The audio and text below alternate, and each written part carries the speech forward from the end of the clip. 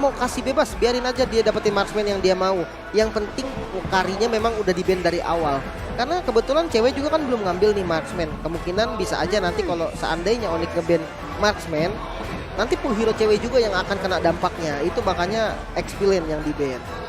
Oke, tapi dengan pilihan assassin yang memang udah benar-benar dibatasin banget dan bahkan first picknya itu ke arah Fredrin.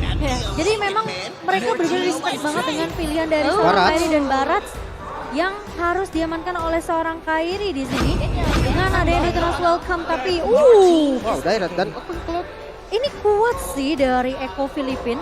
Untuk dari segi teamfightnya mereka punya Faramis untuk altar, dari segi pick off-nya mereka punya Chow dan bahkan efek town dari seorang Fredrin.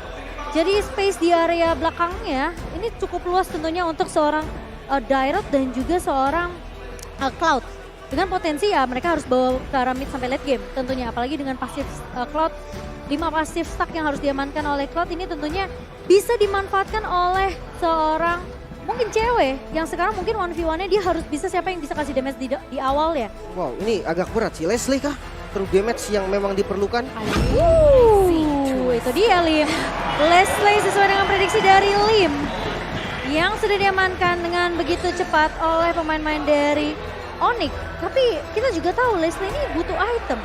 Ya sama halnya dengan Cloud.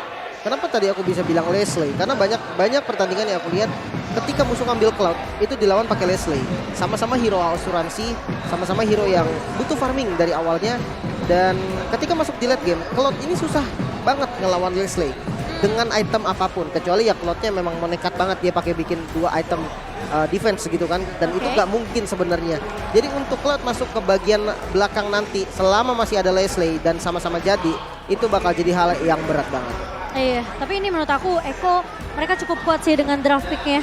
Apalagi sampai dibawa ke arah late game ya. Ini bakal bahaya banget untuk Onyx sendiri. Dan mereka bahkan harus kasih space yang benar-benar luar biasa banyaknya dari early sampai mid ke arah late game ke arah ceweknya. Leslie-nya jangan sampai gampang ke pick off. Apalagi dengan kita tahu efek sisi yang dimiliki oleh Eko ini banyak banget. So, kita bakal melihat seperti apa untuk game ketiga dari Eko Filipin melawan tim dari Indonesia Onyx Esports dengan skor 1-1 berhasil disamakan oleh Onyx di game kedua. Iya, masih dengan skor yang sama kali ini bakal menjadi game penentuan juga pastinya siapa yang lebih dekat menuju ke arah match point.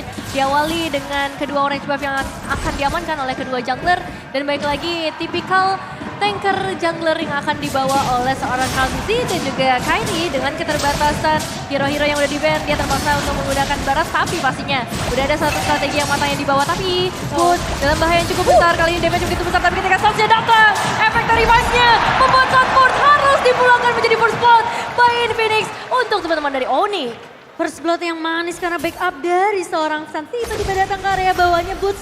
Dia mencoba untuk buying time cukup banyak tadi di area bawah sampai flickernya digunakan.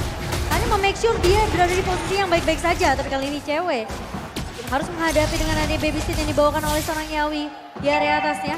Posisi dari Benny Cutie harus dipaksa dipukul mundur, melakukan recall terlebih dahulu. Dan di mana Onyx menjadi ranking pertama untuk assist di in-game-nya dengan 39,8. Iya, assist terbanyak ya. Ini berarti team fight-nya selalu di follow up dan backup-annya selalu ada. Benar, karena memang metode pick off yang sering dilakukan juga sama Onyx sendiri. Dan ini cukup menarik dengan debutnya Kairi menggunakan Barats ya. Ya mau nggak mau sih dengan assassin yang udah habis, ya banyak memang yang bilang pro player harus bisa banyak role. Ini dia buktinya. Yes, benar banget. Dan kali ini kita bakal melihat juga udah ada sedikit perkumpulan di bagian bottom lane. Apakah bakal menjadi sebuah inisiasi dari Eko yang mencoba untuk melakukan sedikit invasi saja dan akan ditangkap oleh seorang Boots meskipun masih belum berhasil. Diambil ya sama Kaltiz gitu sepertinya. Tapi kali ini Sans di area bawahnya dengan XP yang tidak terlalu banyak. Ini harus ada backup yang datang dari seorang T-Boy. Melihat juga kali ini sudah melakukan pull ke area turtle yang pertama. Tapi Boots sudah mulai datang T-Boy. Lawan Viwan tapi ada satu buah Warrior Dragon yang ke altar dibuka begitu saja.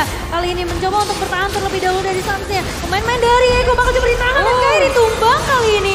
Sementara masih mau lebih. Sunfordnya masuk. Dan bahkan Boots bersama dengan T-Boy sepertinya akan tumbang 40 pemain hilang. Triple kill diamankan oleh seorang Sanji. Triple kill by Infinix berhasil diamankan oleh seorang Sanji dan itu eliminasi yang benar-benar mahal banget buat tim Eko di menit menuju ke arah menit yang ketiga. Mereka udah bisa menjauhkan kesenjangan ekonominya sampai ke arah 2.200 gold stage. Iya, dan bahkan Enchanted Talisman udah jadi untuk Sanji. Karena ya efek dari triple kill tadi. Ini dengan Enchanted Talisman cooldownnya akan nge-boosting. Dia nggak akan mundur-mundur karena Faramis sendiri udah punya pasif untuk bikin darah dia kayak seakan-akan unlimited. Tinggal mananya saja dan udah ada Enchanted Talisman, solusi untuk mana udah beres. Kita akan melihat Faramis yang akan selalu rotasi terus menerus. Iya, meskipun dari seorang Sans juga bisa ngamanin ke arah Cold Altar dengan efek IMU-nya, tapi tetap kita bakal melihat ada perbedaan efek dan satu tarikan udah mulai diberikan oleh seorang Kiboy bahkan dimakan oleh seorang Kairi membuat Yawi juga harus hilang tendangan teman-teman dari Onyx. Bahkan Sans serta dari Phoenix Kitty juga harus hilang. Langsung menumbangkan dua pemain di area atas yang begitu penting tentunya. Sementara Sanji kali ini mencoba untuk menangkap dengan satu buah Crossbuster dan bahkan Hero Stampede yang connect ke arah seorang Kairi. Namun team fight tidak akan berlanjut dari pemain-pemain dari Onyx Esports. Dan cewek bakal berfokus terlebih dahulu Sanji. Jangan terlalu gegabah untuk 1v1 situation karena backupan masih ada dari pemain Onyx. Sementara Sans kali ini FSL wajib connect dan bahkan ultarnya dipaksa untuk dibuka.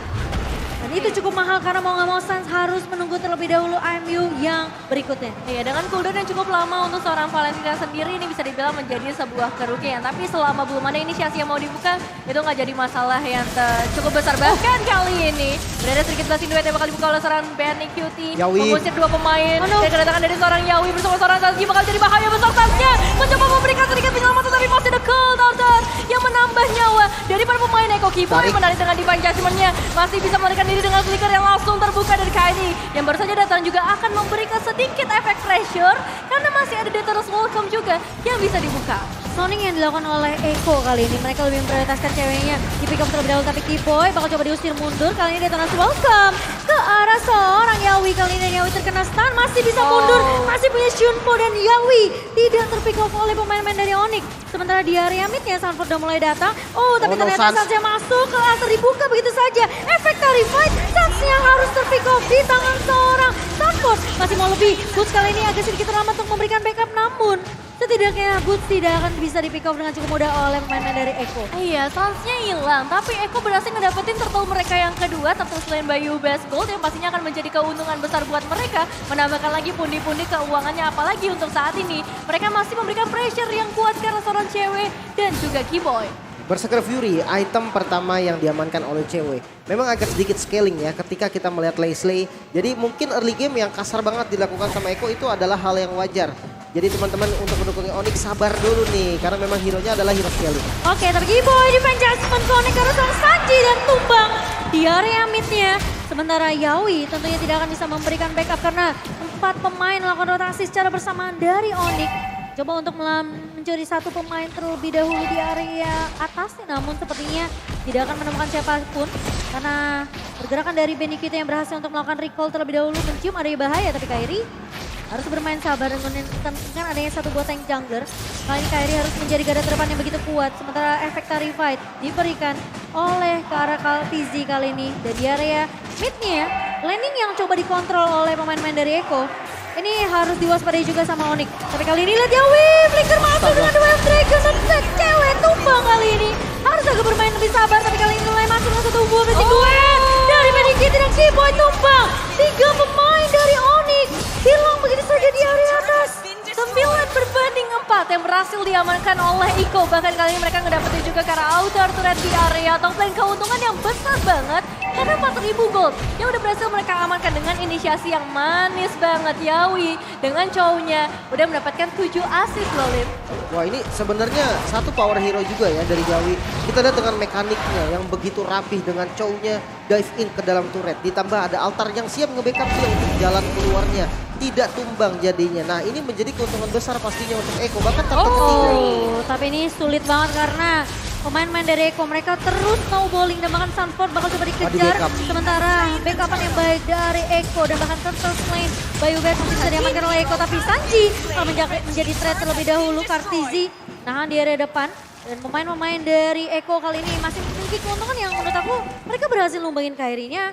mereka juga berhasil untuk menumbangkan setidaknya kesempatan dari Onyx untuk melakukan kontes ke arah Turtle. Dipatahkan begitu saja. Clean Turtle ya, 3 Turtle berturut-turut berhasil diamankan oleh Eko. Tanpa perlawanan yang begitu berarti, bahkan tanpa perlawanan dari segi eliminasi yang terlihat dari tim Onyx. Dan masih kita akan melihat seperti apa perlawanan yang diberikan dengan Suns. Gold Altar yang sudah dipegang ini bisa menjadi salah satu jawabannya juga sebenarnya ketika tim fight dipaksa oleh seorang Yawi. Oke, ini harus sabar sih dari Onyx. Perbedaan networknya udah terlalu jauh. 5.000 dipegang oleh pemain-pemain dari Eko Filipin. Sementara Golden Staff di tangan Benny Cutie harusnya dengan perbedaan level yang bisa dibilang ini cukup agak sedikit memberatkan pemain-pemain dari Onyx. Dan lihat dari networknya 6.600 di tangan seorang Benny Cutie. Agak sedikit sulit sepertinya untuk Suns-nya. Konsil. Dan cewek, tapi kali ini konsil dibuka dengan satu buah Airborne knock-up, tapi kali ini dengan satu buah Call Alter dibuka oleh dua pemain, tapi kali ini dari Silence-nya Connect. Sementara Kaptizi masih tershokap. Connect dari seorang Kairi, Yawi menahan diri depannya, cewek dengan posisinya yang sangat baik. Kaptizi tumbang diri depannya, satu buah Blessing Duet dari Benny Cutie hanya memberikan pop damage, tapi pemain ini mereka bakal coba untuk mengejar, namun Eko tidak mau tertarik, tidak mau tersetir oleh pergerakan dari Onyx yang bisa dibilang mereka bisa aja untuk ngejar, sedikit memberikan poke damage tambahan. Tapi masalah Eko mereka bermain lebih disiplin setelah kehilangan garda depannya itu Kaptizi. Betul sekali, terlalu beresiko juga bagi Onyx untuk melakukan pengejaran yang lebih jauh karena kita melihat juga HP dari para pemain Onyx udah mulai terbatas. Dan pergerakan dari Yawi lagi-lagi satu flickernya menyelamatkan hidupnya. Dan Detona's Welcome yang selalu dikeluarkan oleh seorang Kairi belum memakan korban yang terlalu banyak. Bahkan masih hanya ada 3 assist di tangan dari seorang Kairi. Lokan by UBS Gold sudah mulai terlihat. Dan Yawi kali ini di garda depan dari Eko bakal coba untuk menahan terlebih dahulu. Slam masih di spam oleh seorang Boots, tapi mulai masuk Kaptizinya 1v1 situation. Sementara pemain-pemain dari Eko mereka bakalan main agak lebih sabar. Ini yang apa ya, bisa dibilang salah satu hal yang selalu dilakukan oleh tim-tim Filipina. Mereka sabar, mereka nunggu satu momentum. Metode pick off mungkin lagi lebih memanfaatkan bila konsilnya dibuka oleh Onyx kali ini. Tapi dengan satu body fan judgment dari seorang Kiboy ke arah seorang Sanford. Sanfordnya kehilangan immortality, tapi Benny Cutie mengejar ke arah belakang, Sanjinya tumbang dan menemukan seorang Boots. Tapi kali ini dengan efek silence connect ke arah seorang Stat masih bisa mundur ke Sansnya. Terjebak di area depan dan tumbang di tangan Benny Cutie. Pemain-pemain dari Onyx bakal coba dipukul mundur dengan satu buah blessing duet. Sanji terlepas jauh-jauh dan bahkan Sanjinya tumbang kali ini. Sementara pemain-pemain dari Onyx mencoba untuk mundur, namun sepertinya bakal sedikit sulit. Satu buah ultimate snipe dari seorang cewek membuat Eko tentunya masih bisa bertahan dengan damage yang menurut aku belum cukup seperti dari cewek. Iya, 4 pemain harus hilang dari tim Onyx dan tentu saja untuk Lordnya ini bisa diamankan dengan mudah oleh para pemain dari Eko dengan tanpa adanya kontestasi. Dan kalau kita lihat fight yang baru saja terjadi, memang inisiasi demi inisiasi yang bagus banget. Awalnya memang konsil dibuka oleh tim Onyx, tapi ternyata ini malah menjadi sebuah bumerang ketika belum ada damage yang maksimal yang bisa mereka keluarkan. Bener banget, dan sementara kalau dilihat ya posisi dari Boots-nya tadi, dia ke arah depan karena udah pakai split sprint, mau gak mau dia harus maju. Kenapa? Karena kalau dia berada di dekat temannya dan Faramis dari Sanji tadi udah mengarah ke sana juga, bisa rata di tempat semuanya kalau kena Ghostbusters. Jadi emang kita melihat memang tadi Boots-nya kok kayak maju doang, ngapain Boots-nya? Itu menghindari damage yang bahaya banget nantinya dari Sanji ke arah teman-temannya. Iya, tapi ini sepertinya harus ada penetration. Karena lihat Yawi masuk dengan Duel Dragon. Connect ke arah seorang cewek, tapi cewek masih coba bertahan di area pertengahan pertempuran. Sementara Sans mencoba untuk memberikan backup, tapi satu buah blessing duet dari seorang Benny Cutie. Dua pemain hilang dari Onyx, sementara Kiboy mencoba untuk menarik ke Sanford, namun ternyata damage dari Onyx tidak begitu cukup. Dan bahkan pemain-pemain dari Eko hanya kehilangan Kaptizi karena Lordnya kali ini udah mulai masuk ke area base turret bawah. Onyx mereka mencoba untuk melakukan pertahanan terlebih dahulu, dua pemain yang tersisa. Sementara Kairi mencoba untuk bertahan, tapi Kairi terkena damage yang begitu sakit dari Eko dan Kiboy. Tentunya akan ditunggu mundur dengan satu body dragon dan wipe out didapatkan oleh Eko Filipin. Dan 2-1 game yang cepat dari tim Filipin membuat Onyx tentunya harus kehilangan game ketiga ya. Di bawah 12 menit, game yang kali ini berhasil diamankan oleh tim Eko dengan cara team fight ya, yang ternyata belum bisa dibalaskan oleh para pemain Onyx. Mulai dari inisiasi-inisiasi yang diciptakan, terus juga copy ultimate dari seorang Sans, yang bisa dibilang nggak akan semaksimal dari pemilik asli untuk ultimate tersebut.